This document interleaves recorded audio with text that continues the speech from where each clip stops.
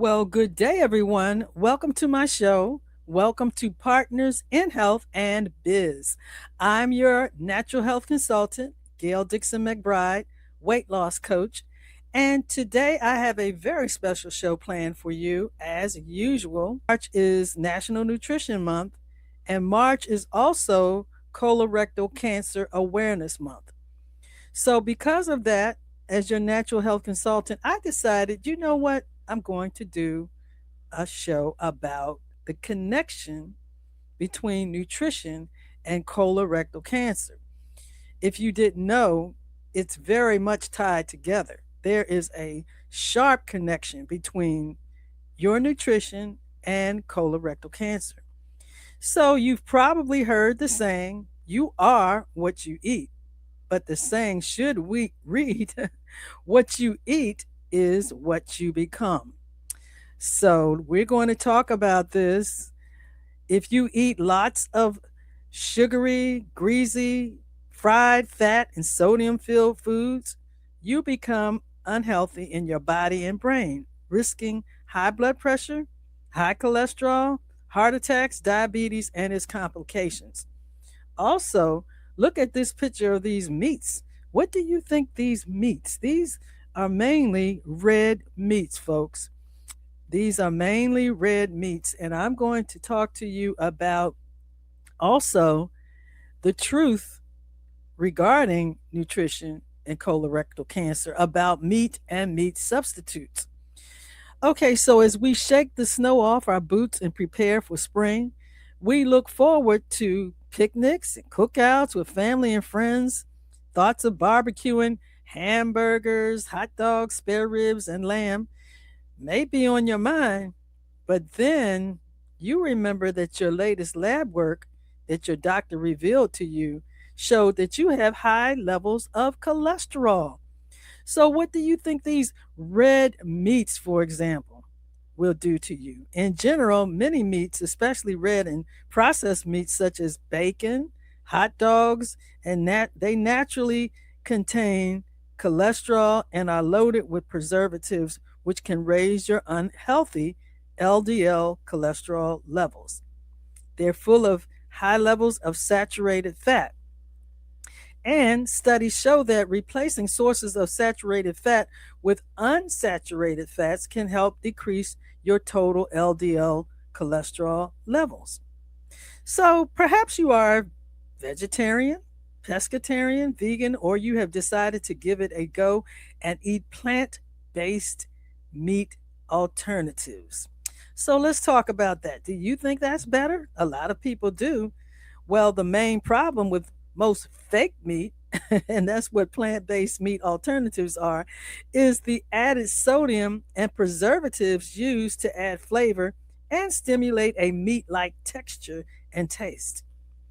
In other words, beware of packaged and ultra processed plant based meat substitutes or alternatives.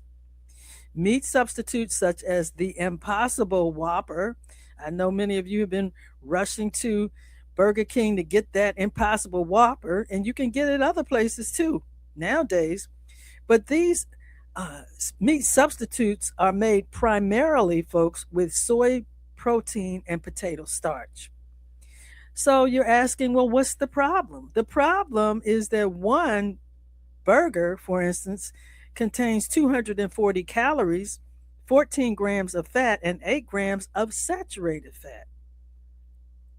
So, aside from using organic tofu, edamame, and fermented varieties like tempeh and miso, there are other healthy plant based meat substitutes that are more nutritious and lower in saturated fat.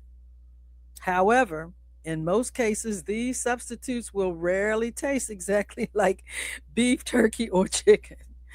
So, folks, I recently started cooking using a meat alternative called jackfruit. I don't know if you've heard about that, but let me tell you about jackfruit. Jackfruit is a tropical tree fruit grown in Asia, Africa, and South America. It belongs to the same plant family as figs and mulberries. And there are multiple types of jackfruits. Some have a sweet taste, other types taste savory. Jackfruit has some fiber for healthy digestion and very little fat. The jackfruit I use is in a can but is minimally processed. It has only 40 calories, zero saturated fat, zero trans fat, 0 milligrams of cholesterol, 0% sodium, 1% carbs, 4% fiber, and 0 grams of sugar. That's right. So last week I prepared a delicious jackfruit Tuscan white bean stew with the taste of chicken. With the taste of chicken, I say. And this week I prepared a Caribbean jackfruit beef stew with the consistency and taste of beef. Another healthy meat alternative is chickpeas, aka garbanzo beans. Have you heard about those? Or have you tried those? So you can create chickpea patties and have an excellent source of protein. Chickpeas are high in fiber and vitamins, low in fat and calories. These legumes work great in salads, stews, and curry dishes and aid in digestion.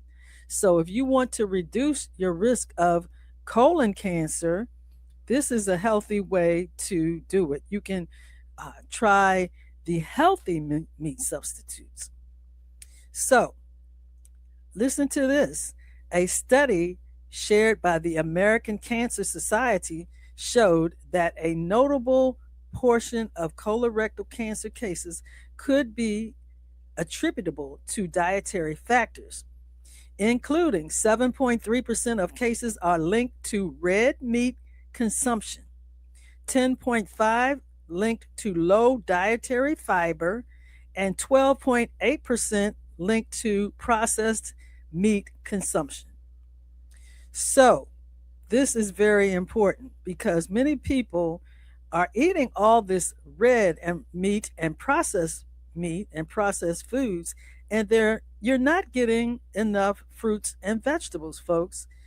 You need to be getting, in addition to eating healthy alternative meats and not eating red meats, you should be getting your fruits and vegetables, eating your fruits and vegetables. So you may wonder, why are so many people being diagnosed with cancer? The answer is a 12-letter word that can negatively affect every part of our body and brain, and that is inflammation. Inflammation. Researchers note that the typical Western diet is a driver of inflammation, while other studies have linked ultra processed foods to inflammation. So, here are the steps to reduce your risk of developing colorectal cancer. If you have a family history of colon cancer, begin screening at the age of 45 or younger. Eat a regular diet of fruits and vegetables and whole grains for your fiber. Limit red and processed meats. Get 150 minutes of physical activity per week. Avoid tobacco, avoid tobacco use and limit alcohol. And maintain a healthy weight. That's right. All right. Now, what else do I have for you that can be very beneficial and help you on your journey to eating healthy and having the proper nutrition? So there are folks out here. There are folks out here that I'm talking to right now. Your favorite way to eat is to dash out. You want to dash out and you want to get what? Fast food. That's right. But let me tell you, before you dash out, folks, fast foods will slow you down. Fast foods will slow you down. So fast foods, going to McDonald's and Burger King and any of those ones that you like to frequent, it may taste good, but everything that tastes good is not always good for our bodies or our brains, right? Okay. So, folks, in reality, most fast foods, which are fat foods also, in reality, most fast foods are filled with sodium, added salt, sugar, fat, preservatives, and additives. Studies show that eating processed and fast foods can lead to headaches, depression, acne, dental problems, high cholesterol, heart disease, or stroke, high blood pressure, shortness of breath, weight gain, bloating, puffiness, extra calories, blood sugar spikes, and resistance, just to name a few. So I'm sure that doesn't sound good at all to you. And guess what? It's not. So the bottom line is, before you dash out to your nearest fast food restaurant, your favorite one, remember that a fast dash will ultimately slow you down and may even shut you down. So we don't want that to happen. And finally, how much should you eat when you are eating healthy? Yes, that's very important as well. So the following should be your goal for recommended servings per day. For colorful vegetables, you need 2.5 to 3 cups or more per day of colorful vegetables. And when I say colorful vegetables, I'm talking about your carrots, your peas, your broccoli, these vegetables that make your plate colorful. If you're just eating a bunch of red meat, processed foods, fast foods, then you're lacking the nutrition that's going to help you be healthy.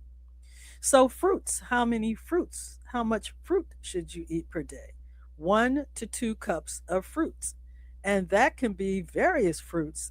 That can be, these are just citrus fruits that I'm showing you on the screen like right now. But you want to eat lots of blueberries and strawberries, for example. You do want to get your citrus fruits, your oranges, your lemons, your limes. But those blueberries, strawberries, even blackberries, a variety of healthy fruits, and the ones that are not so high in sugar, because some fruits are very high in sugar, for example, bananas. You want to eat a half a cup of whole grains per day, and you want to have organic poultry, wild caught fish, or lean meat if you need to eat lean meat, organic meat, 5 to 6 ounces of poultry, fish, or lean meat per day. Your dairy, such as Greek yogurt or non fat almond milk, would be 3 cups. Your healthy oils, such as olive oil or avocado oil, 1 to 2 tablespoons per day. Again, refrain from processed packaged foods and red meat, folks. Okay, so here again are the steps to reduce your risk of colorectal cancer and to eat healthy. If you are a if you have a family history of colon cancer, begin screening at age 45 or younger. Eat a regular diet of fruits and vegetables and whole grains. Whole grains. Limit your red and processed meats and avoid tobacco use and limit alcohol. And folks, get 150 minutes of physical activity per week. And you can divide that up. Please divide that up. You can go walking 30 minutes a day or do 15 minutes in the morning, 15 minutes in the evening. You can go to the gym and work out, but make sure you're getting your 150 minutes of physical activity per week. So that's all I have for you right now. Um, Let me see. There's one other thing I do want to tell you. I do want to mention to you that portion size is very important. So you may be eating healthy, but you may be eating too much. So, how are you going to reduce your portion sizes? How much should you eat? By now, most of us know that staying healthy requires, as I've been telling you, eating fresh vegetables, fruits, whole grains, protein, lean meats, wild caught fish, as well as limiting salt, sugar, and fat. In addition, we should also be drinking plenty of fresh water. But just how much food should you be eating when snacking or during any particular breakfast, lunch, or dinner meal? Because this can get a lot of folks in trouble. Yes, you may be eating healthy, but you may be eating too much. So learn the difference between portion size and serving size. There is a difference, and this can help you control your weight and help you to stay healthy. So, portion size, what is that? Portion size, folks, is the amount of food that you actually eat. On the other hand, serving size is the amount used to determine the food's nutritional value on a packaged food label or the nutritional information on a restaurant website, for instance. For example, say there are 4 black bean burgers in a package. The nutrition label reads that a serving size is one burger, which yields 280 milligrams of sodium and 12 grams of carbs per each individual burger. However, you decide to eat 2 burgers instead of one, consuming 560 milligrams of sodium and 24 grams of carbs, double the recommended serving amount, which is an unhealthy amount of sodium indeed. Now, the American Heart Association recommends eating no more than 2,300 milligrams of sodium per day and an optimal goal of no more than 1,500 milligrams a day for most adults, especially if you are diabetic. For most people, cutting back by 1,000 milligrams a day can improve your blood pressure and heart health. So it's very important that you listen to this information and that you try to stick to it. So, folks, what gets us in trouble? Now, you all know eating at a restaurant, yes, which most times they will serve double portions, especially if that happens to be your favorite restaurant and you like to go there because you get lots of food. In fact, you start eating too much. So, what you can do is save half of it and take it home so that you're not overeating. So, the other thing that will get us in trouble is mindlessly snacking out of a bag. Say you have a bag of potato chips, which is not very healthy. There are only a few types of chips that are healthy, folks. Cookies, well, let's make some homemade cookies. Yes, you can. Or nuts. Nuts are healthy, for instance. However, if you have a bag of chips, even if they're healthy cookies or nuts, for instance, and you're eating right out of the bag, that can be a problem, and you end up eating more than you should, eating the serving size amount, which is going to be more calories. So, note, and another thing that gets us in trouble is not reading package labels for sizes and the ingredients. Not reading your package labels for the serving sizes and ingredients. So this will naturally lead to weight gain. Well, that's all I have for you today, folks. And I certainly hope this information has been helpful and you will take this information into account and you will cut back on, if you're eating red meat, you will eliminate that. If you are doing any of these things that I just mentioned in this podcast that you shouldn't be doing, then you would take notes. And I have given you some good ways to reduce your risk of getting colorectal cancer and improving your nutrition. So until next time, get out, get some exercise, fresh air, drink plenty of water. And if you want more health and wellness information, tune in to visit. You can go back and listen to some of the other podcasts that I have recorded. And you can visit my website, which is www.partnersinhealth.biz, partnersinhealth.biz. And you can also, if you would like to be connected to our monthly newsletter, where a lot of this information is shared in my monthly newsletter. Some folks are more audible, they like to hear about health and wellness, and there are other folks who are more visual. They would like to see it in writing. So if you're that type of person, you would like to see it in writing and you would like to get on our newsletter list, email list, then you can email me partners in health and biz at gmail.com. That's partners in health, in health, and biz at gmail.com. So until next time, everyone, stay healthy and business savvy. Have a blessed day, everyone. Love you all. Love you all.